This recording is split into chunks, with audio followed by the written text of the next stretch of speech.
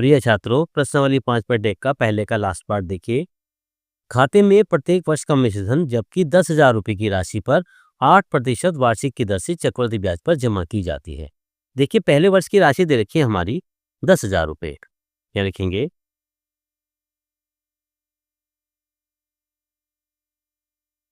पहले वर्ष की राशि। पहले वर्ष की राशि दे रखी है हमारी 10,000 रुपए। ठीक है। तो अब दूसरे वर्ष का पहले हमें चक्रवृद्धि ब्याज निकालना पड़ेगा, क्योंकि चक्रवृद्धि ब्याज से पूछा गया है।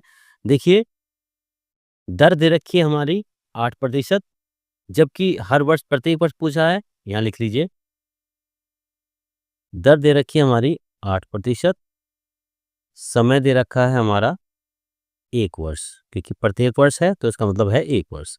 तब दूसरे वर्ष का चक्रवृद्धि ब्याज निकालना पड़ेगा पहले।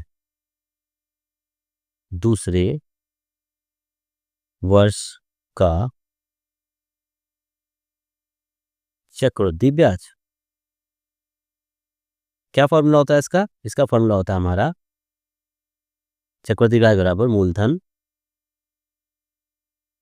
गुना दर गुना समय बटे 100। ये हमारा फॉर्मूला होता है। मान निकालिए, मूलधन दे रखा है हमारा 10,000 रुपये, दर दे रखी है हमारी 8%, समय दे रखा है 1 वर्ष और बटे 100। देखिए, 2 जीरो से 2 जीरो काट दीजिए। अब 100 की 8 में करेंगे, ये हमारा आ जाता है 800।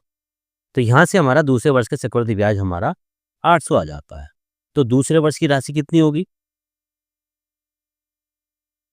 दूसरे वर्ष की राशि पहले कितनी थी हमारे पास? 10,000। पहले वर्ष की 10,000 थी, तो 10,000 प्लस 800 हमें इसका ब्याज मिल गया।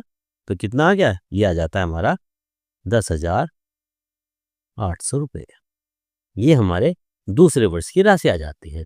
अब जब दूसरे वर्ष की राशि आ गई, अब हमें इसकी तीसरे वर्ष की भी निकालनी पड़ेगी। तीसरे वर्ष की निकालने के लिए क्या करेंगे हम? उसी तरह से अब तीसरे वर्ष का चक्रवृद्धि ब्याज देखिए। तीसरे वर्ष का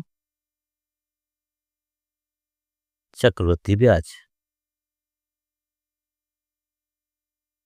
फॉर्मूला में जो ऊपर लिखा था, मूलधन गुना दर गुना समय बटे 100।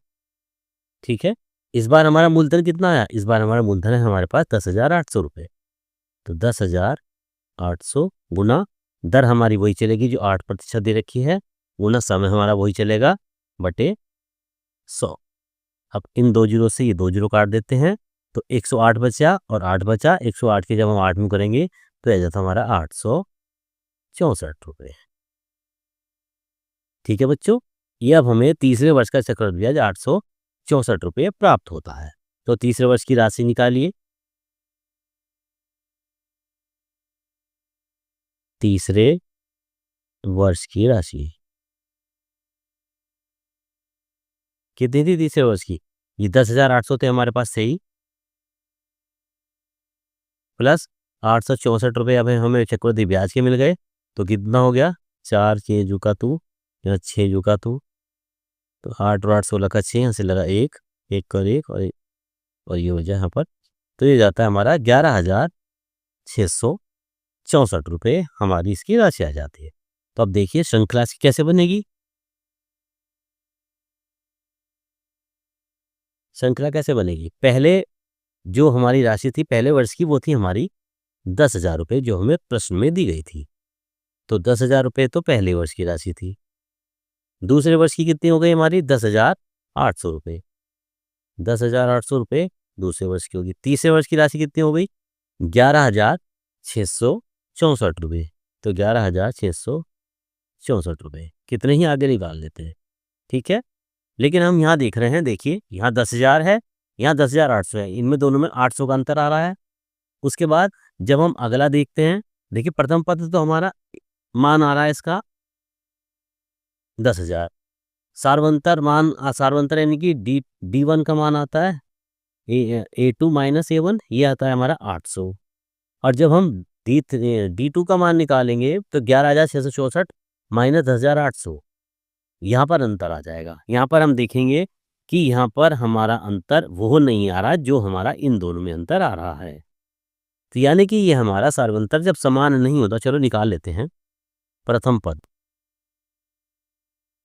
प्रथम पद ए, ये तो दे रखा है हमारा 10,000, ठीक है।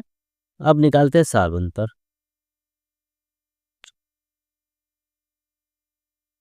D1, ये तो है हमारा A2 माइनस A1। A2 का मान 10,800 माइनस 10,000 कितना बचा, ये हो जाता है हमारा 800।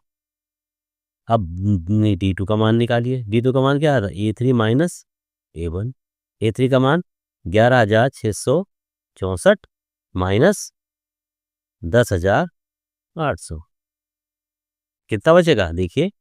4 जू का तू, 6 जू का तू, ये 10 से हासिल ले गए थे, 16 में से 8 गए 8, ये बचा हमारा 864। यानी कि जो हमारा श्रृंखला आ रही है वो हमारा सार्वंतर अलग अलग आ रहा है। पहला सार्वंतर 800, दूसरा सार्वंतर 864, यानी कि सार्वंतर हमारा समान नहीं है। तो यहाँ क्या लिखेंगे,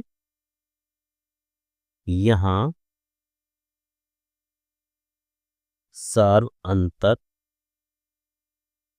समान नहीं है, इसलिए यह श्रृंखला एपी नहीं है। इस तरह से ये हमारा पहले का चौथा पार्ट पूरा हो जाता है।